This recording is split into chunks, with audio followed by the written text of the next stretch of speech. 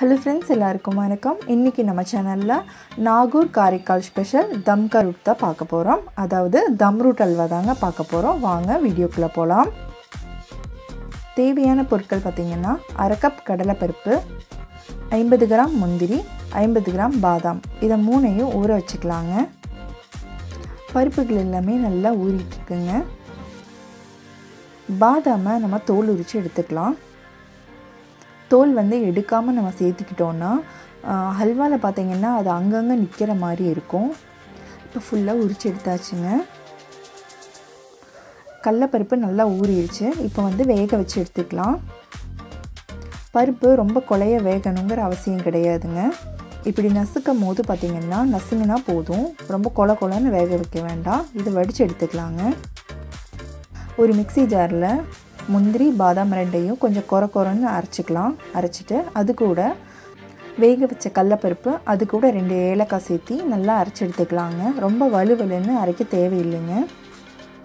இப்போ ஒரு கடாயில 1/2 கப் ரவையை சேர்த்திட்டு மிதமான சூட்ல வறுத்து எடுத்துக்கலாங்க. ரொம்ப வறுக்க வேண்டாம். இப்போ கடாயில 1/2 லிட்டர் பால் சேர்த்திக்கலாங்க. பால் நல்லா காஞ்சதும் நம்ம வறுத்து வச்சிருக்கிற ரவையை கொஞ்சம் கொஞ்சமா சேர்த்து நல்லா கிளறிக்கலாம்.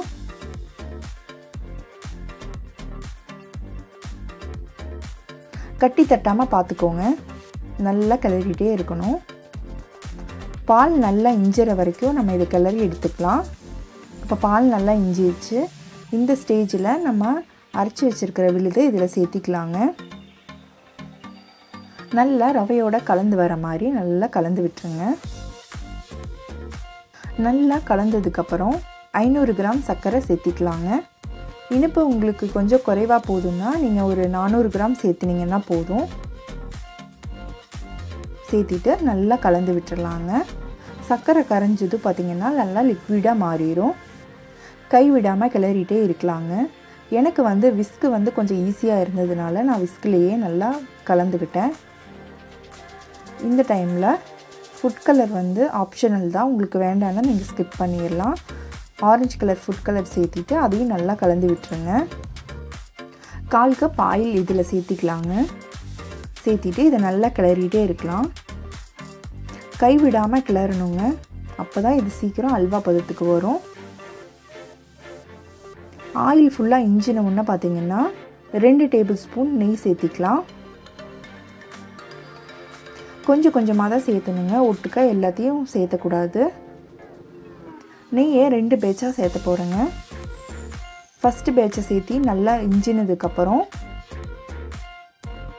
இந்த ஸ்டேஜ்ல செகண்ட் பேட்ச் நெய்யவும் ஊத்த போறேன். மொத்தம் நமக்கு 100 ml நெய் தேவைப்படும்.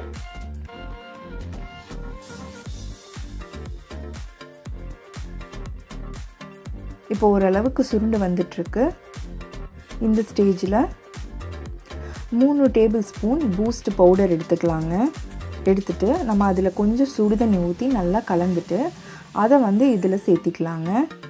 பவுடர் அப்படியே போட்டுட்டீங்கன்னா பவுடர் பாத்தீங்கன்னா அங்கங்க கட்டி கட்டியா நின்றோம். அதனால தான் நம்ம கொஞ்சம் சுடு தண்ணி கலந்துட்டு நம்ம இதில சேர்த்திக்கிறோம்.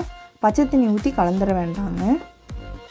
கை விடாம கிளறிட்டே இருந்தோம்னா 35 நிமிஷத்துல இருந்து நமக்கு 40 நிமிஷம் வரைக்கும் இந்த அல்வா ரெடியா இருக்கு டைம் எடுக்குங்க.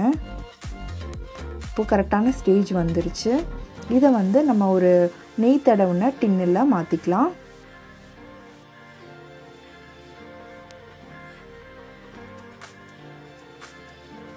முந்திரி பருப்பை மேலாப்ல தூவிக்கலாங்க.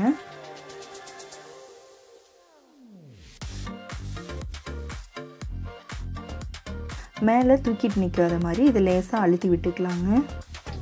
அவனை 180 டிகிரில ப்ரீ ஹீட் பண்ணி வச்சிருக்கேங்க. இப்போ அவன்ல நம்ம வச்சாச்சு. கரெக்ட்டா 10 நிமிஷம் கழிச்சு நம்ம இத எடுத்துக்கலாம். அவ்வளவுதாங்க. நம்ம dumroot ஹல்வா ரெடி ஆயிருச்சு. முந்திரி எல்லாம் கோல்டன் பிரவுன் ஆகி நல்லா ஈவனா இருக்குங்க. இந்த ரெசிபியை ட்ரை பண்ணி பாருங்க. இந்த வீடியோ பிடிச்சிருந்தா லைக் பண்ணுங்க, ஷேர் பண்ணுங்க. மறக்காம நம்ம சேனலை சப்ஸ்கிரைப் பண்ணிருங்க. Thank you. Bye.